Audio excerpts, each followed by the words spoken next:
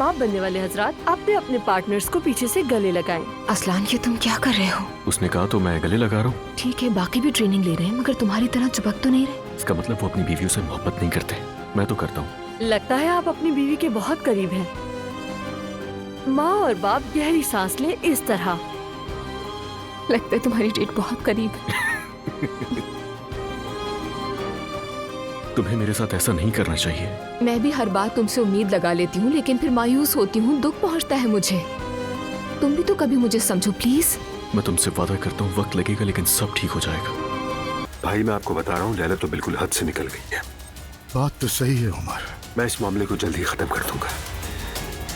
Welcome साहिबा। Elif साहिबा कैसी हैं? आजकल तो बहुत मसरूफ है, वक्त ही नहीं मिलता उसे। जब बरकत आती है तो हर चीज में ही आती है ना?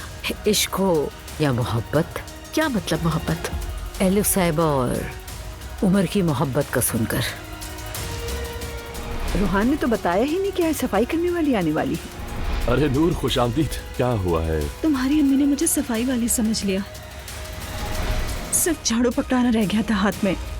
खैरियत है बेटा, कहाँ जा रहे हो? अजहर अंकल से बात तो करूं बाबा। तो क्या आप अपने चचा से सवाल पूछोगे?